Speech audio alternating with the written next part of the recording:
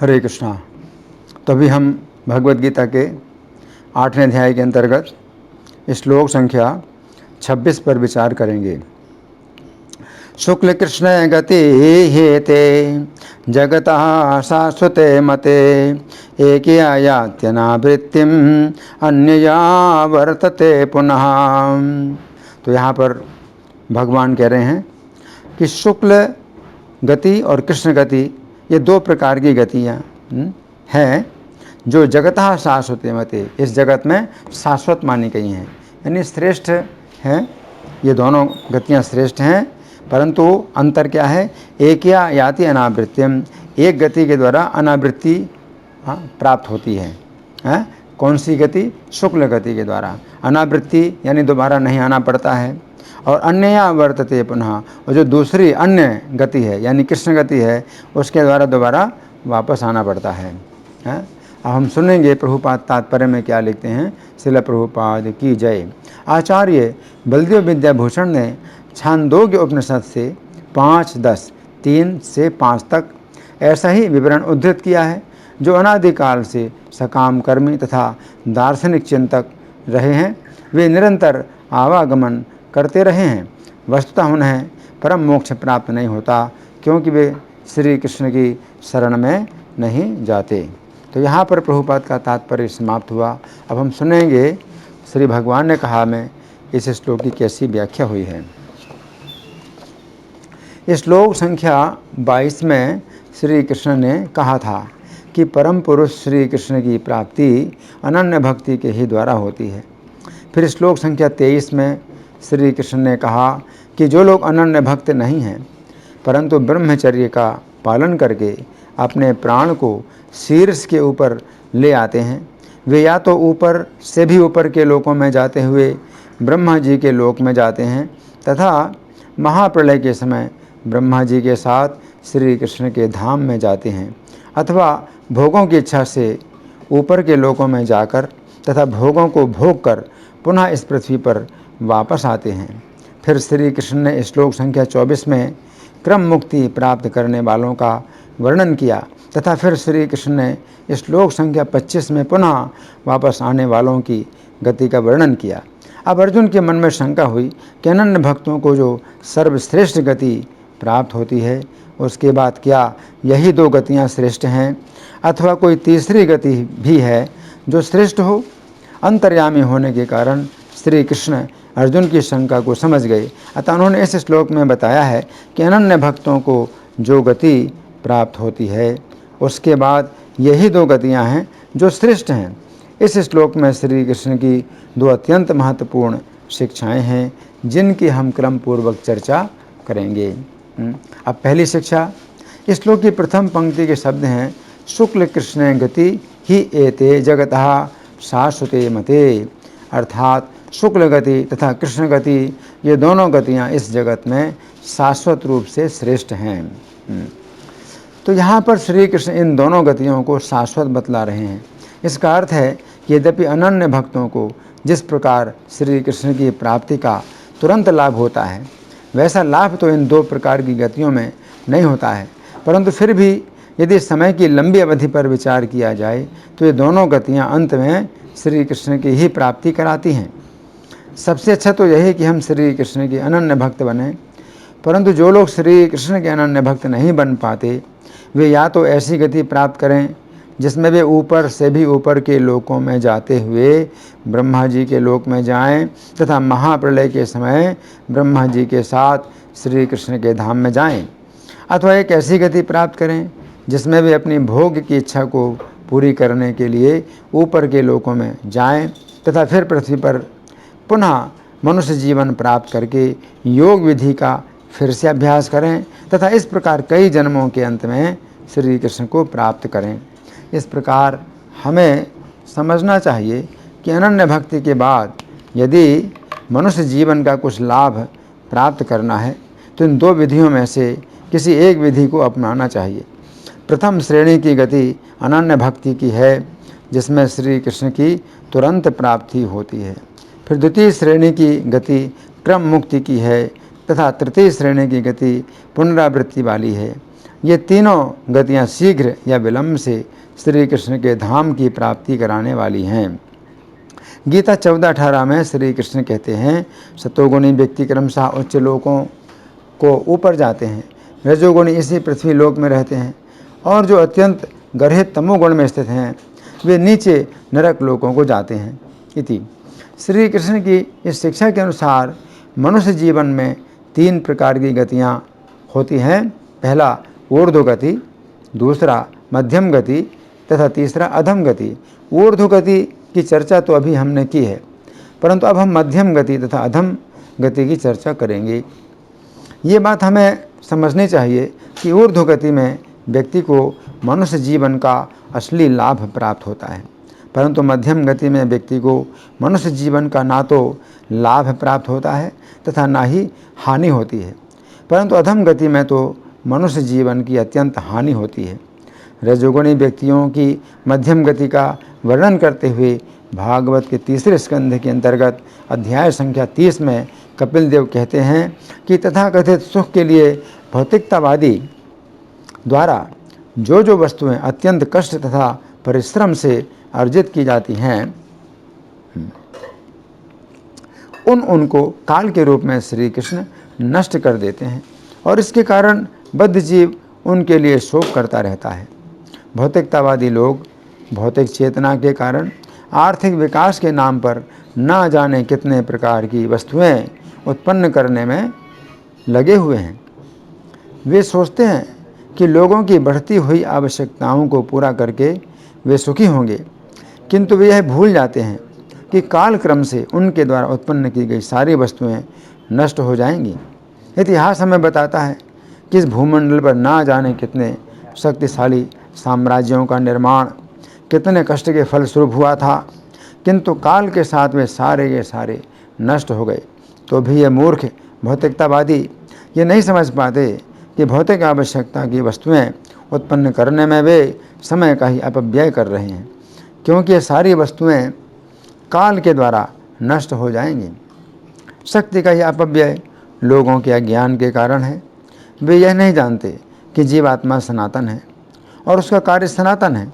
इस तथ्य को ना जानने के कारण वे जीवन की क्षणिक चमक को सब कुछ मान बैठते हैं और अपना समय आर्थिक परिस्थितियों को सुधारने में नष्ट कर देते हैं।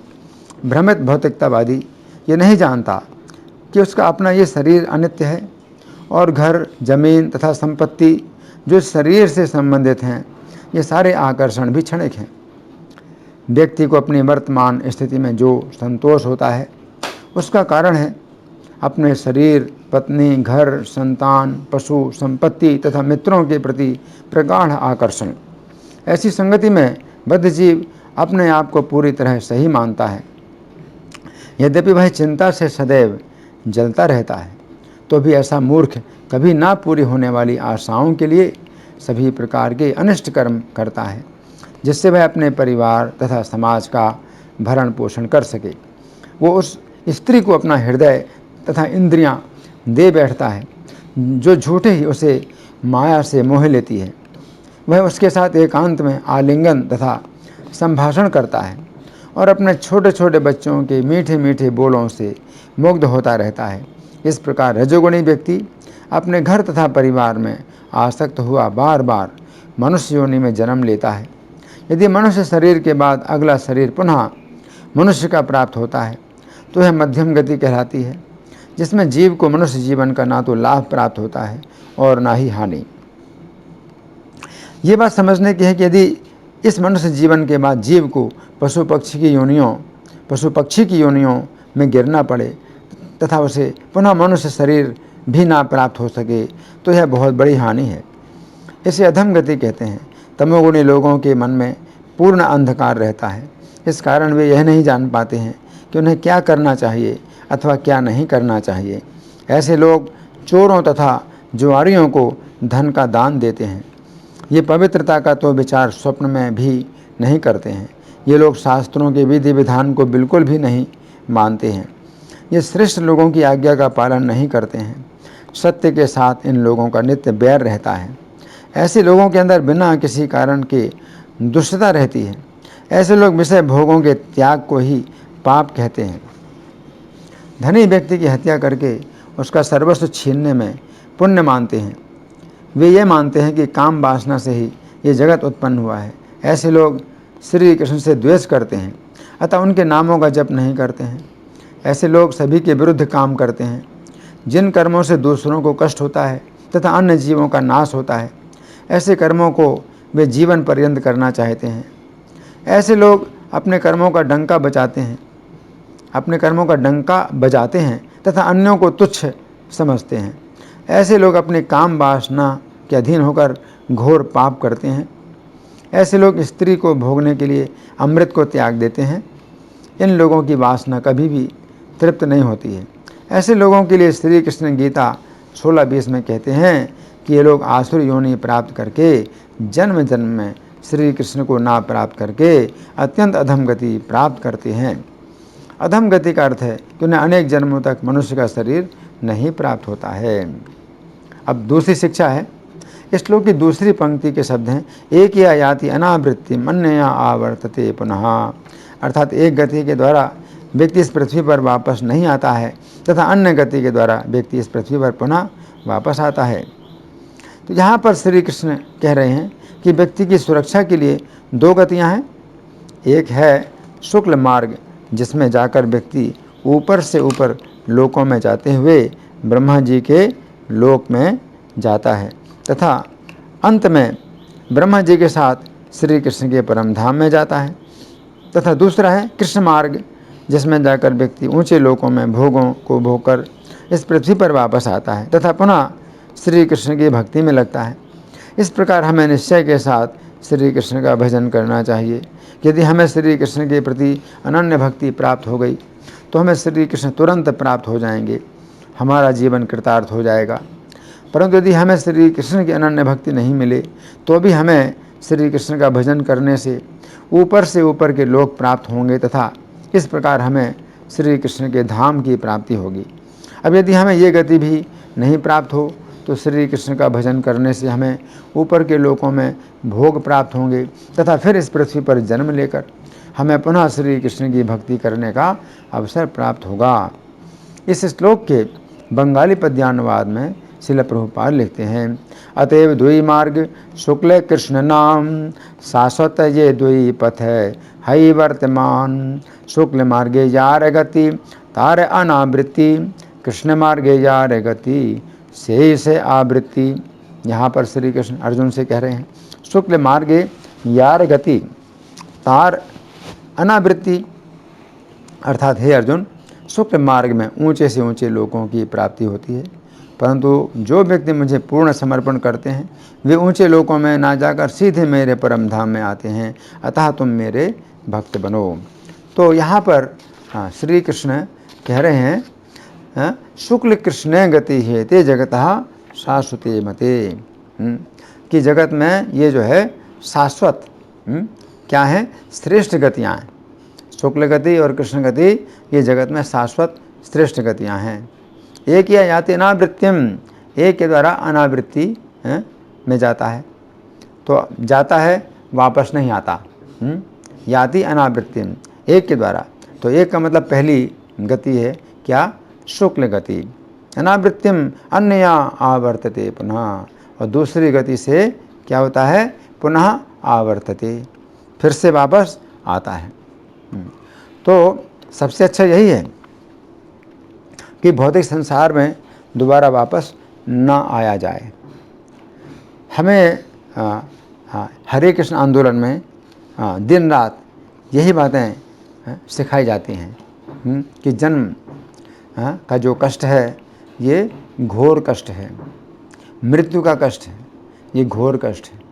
जन्म मृत्यु जरा व्याधि दुख दोषानुदर्शनम, जन्म का बहुत कष्ट है, जन्म मृत्यु और मृत्यु का बहुत कष्ट है, और जरा का मतलब है वृद्धावस्था, इसका बहुत कष्ट है, व्याधि बीमारियां बहुत कष्ट है, दुख दोषानुदर्शनम, तो दुख और दोष, तो इन जो है चार प्रकार की जो स्थितियां हैं शरीर की, जन्म मरण बुढ़ापा और बीमारी, तो इनमें दुख और दोष दोनों भरा हुआ है।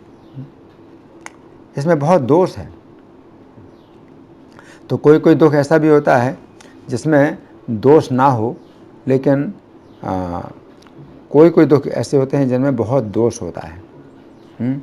तो दोष का मतलब क्या है? अपवित्रता। तो अपवित्रता, बहुत ही अपवित्र स्थिति है। जन्म की स्थिति बहुत अपवित्र है।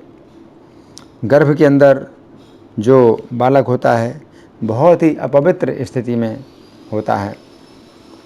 तो हम इस समय जब मनुष्य जीवन प्राप्त कर लेते हैं तो इस शरीर को जो है 2 बार, कम से कम 2 बार स्नान कराते हैं,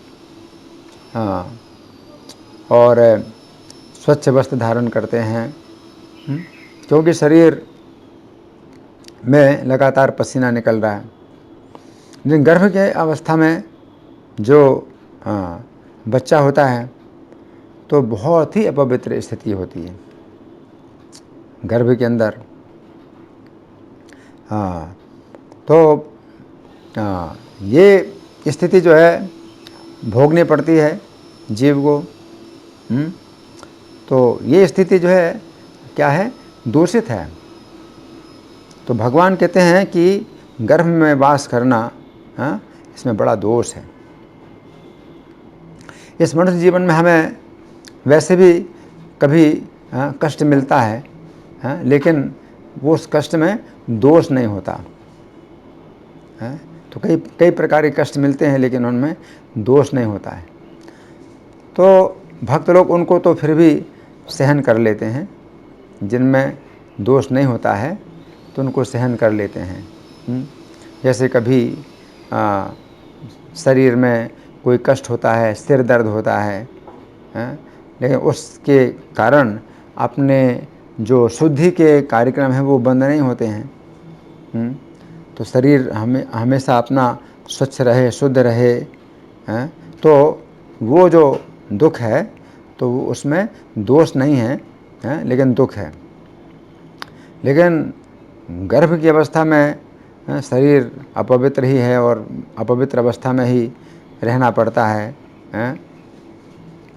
तो इसमें बहुत दोष है। जन्म के समय भी अवस्था बहुत दूषित होती है, और जन्म के समय बालक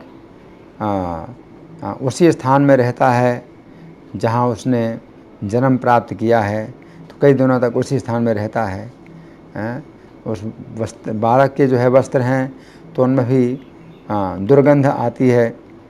माता को जो है उसी स्थान में रहना पड़ता है। तो ये अवस्था जो है बड़ी अशुद्ध होती है। तो जन्म की अवस्था बड़ी अशुद्ध है। उसी प्रकार से मृत्यु की अवस्था भी, अगर भक्तों का समाज नहीं है तो जो व्यक्ति अपने घर में पड़ा पड़ा शरीर छोड़ता है तो उसकी कोई देखभाल नहीं करता, तो मृत्यु की अवस्था में उसका भी शरीर बहुत अशुद्ध होता है, या मलमूत्र त्यागता है, उसी समय शरीर छोड़ता है।